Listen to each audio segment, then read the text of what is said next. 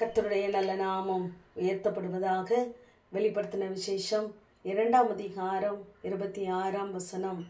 என் கிரியைகளை கை கொள்ளுகிறவன் எவனோ அவனுக்கு நான் என் பிதாவினிடத்தில் அதிகாரம் பெற்றது போல ஜாதிகள் மேல் அதிகாரம் கொடுப்பேன் என்று கர்த்தர் சொல்வதாக நாம் வாசிக்கிறோம்.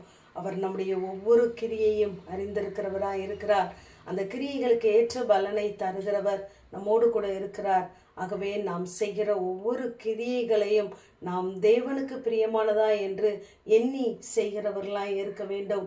முடிவு பரியந்தம் நாம் கர்த்தருடைய கிரியைகளை கை கொள்ளும் பொழுது பிதாவினிடத்திலே அவர் பெற்ற அதிகாரத்தை அவர் நமக்கும் தர உண்மையுள்ளவராய் இருக்கிறார்.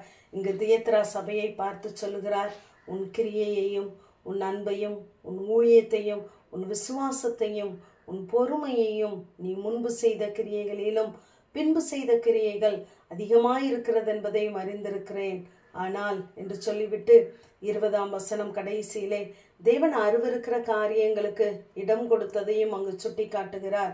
நம்முடைய வாழ்க்கையிலும் நாம் தேவனுக்கு பிரியமான அநேக கிரியைகளை நாம் செய்தாலும் தேவனுக்கு பிரியமில்லாத காரியங்களை நாம் சிலவற்றை செய்யும் பொழுது கூட அந்த அதிகாரத்தை நாம் இழந்து போகிறவர்களாய் இருக்கிறோம். ஆகவே நம்முடைய கிரியைகள் தேவனுக்கு முன்பாய் நீதி உள்ளதாய் இருக்க வேண்டும். ஆகவே நம்முடைய கிரியைகளை நாம் ஒவ்வொரு நாளும் ஆராய்ந்து பார்க்க வேண்டும். நாம் செய்கிறது தேவனுக்கு பிரியமானதா என்று. அவர் பிதாவினிடத்திலே பெற்ற அதிகாரம் எப்படிப்பட்டதென்றால் அது வானத்தையும் பூமியையும் படைக்கத்தக்கதான அதிகாரத்தை அவருக்கு கொடுத்திருந்தார். வானத்திலும் பூமியிலும் சகல அதிகாரம் எனக்கு கொடுக்கப்பட்டு இருக்கிறது என்று சொல்லுகிறார். சகலமும் அவரை கொண்டு அவராலே சிருஷ்டிக்கப்பட்டது என்று சொல்லி பார்க்கிறோம். நாம் பார்க்கிற சர்வ சிருஷ்டியும் அவராலே உண்டாக்கப்பட்டது. அத்தனை பெரிய அதிகாரத்தை பிதா தேவனுக்கு கொடுத்தார். இங்கு அதிகாரம் உங்களும் அவருக்கு கீழ்ப்படுத்தப்பட்டு இருக்கிறது என்று 1 பேதுருவிலே நாம் வாசிக்கிறோம்.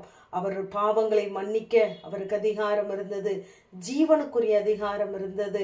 அங்கு யோபுவிலே நாம் வாசிக்கும் பொழுது சாத்தானை பார்த்து அவனுடைய ஜீவனை மட்டும் தொடாதே என்று சொன்னார். ஆகவே ஜீவனுக்கான அதிகாரம் அவருடைய கரத்தில் இருந்தது, நியாய தீர்ப்புக்கான அதிகாரம் இருந்தது என்று சொல்லி பார்க்கிறோம். அவர் அத்தனை அதிகாரத்தை உடையவராய் இருந்ததினால்தான் அந்த லேகியோன் என்ற 6000 பிசாசுகளை கொண்ட மனிதனை பார்த்து அவனுக்குள்ள இருந்த ஆவியை பார்த்து அவர் 6000 வார்த்தைகளை உபயோகிக்காமல் ஒரே வார்த்தையினாலே அந்த பிசாசுகள் அவனை விட்டு போகும்படி உதவி செய்தார். லாசருவை பார்த்து வெளியே வா என்று சொல்லி ஒரே வார்த்தையினாலே சொன்னபோது அவனுக்குள் ஜீவன் உண்டாயிற்று. சிறுவனை பார்த்து எழுந்திரு என்று சொல்லி ஒரே வார்த்தை சொல்லும் பொழுது அவள் எழுந்திருந்தாள். கடலை பார்த்து இறையாதே அமைதலா என்று இரு என்று சொல்லி ஒரே வார்த்தையினாலே அங்கு கடலின் அலைகளை அமர்த்தினார். வானம் பூமி எல்லாம் அவருடைய வார்த்தையினாலே உண்டாக்கப்பட்டது என்று நாம் அறிந்திருக்கிறோம். ஆகவே அப்படிப்பட்ட அதிகாரத்தை அவர் பிதாவினிடத்திலே பெற்றிருக்கிறார். பெற்றதை அவர் நமக்கும் தர உண்மையுள்ளவராய் இருக்கிறார். நமக்கு தந்த அதிகாரத்தை நாம் பயன்படுத்த வேண்டும். மரணமும் ஜீவனும் நம்முடைய நாவின் அதிகாரத்திலே இருக்கிறது. அதில் பிரியப்படுகிறவர்கள் அதன் கனியை புசிப்பார்கள் என்று நீதிமொழிகளிலே வாசிக்கிறோம். சத்ருவுக்கான மரணமும் நமக்கான ஜீவனும் நம்முடைய நாவின் அதிகாரத்திலே வைத்திருக்கிறார். நம்முடைய நாவை நாம் எதற்காக பயன்படுத்துகிறோம்? விசுவாசமான வார்த்தைகளை நாம் பேசுகிறவர்களாய் இருப்போமானால் அதற்குரிய கனியை நாம் புசிப்போம். நம்முடைய நாவிலே பயன்படுத்தப்படுகிற வார்த்தைகளை கிரியைகளை நாம் கவனமாய் பயன்படுத்த வேண்டும். ஏனென்றால் அதனால் வருகிற கனியை தான் நாம் புசிக்க போகிறோம். ஆகவே மரணமும் ஜீவனும் நாவின் அதிகாரத்தில் இருக்கிறது. அந்த நாவின் அதிகாரத்தை கர்த்தருடைய வார்த்தையை கொண்டே சகல காரியங்களையும் நாம் மேற்கொள்ளுவோம். அதற்கேற்ற பலனையும் கிருபையையும் தேவன் நமக்கு தருவார்.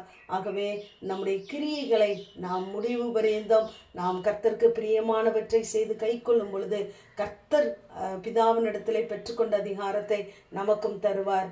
ஆமேன். ஜெபம். பிதாவாகிய தேவனே, குமாரனாகிய இயேசு கிறிஸ்துவின் நாமத்தின் மூலமாய் உம்முடைய சன்னிதானத்தில் வருகிறேன்.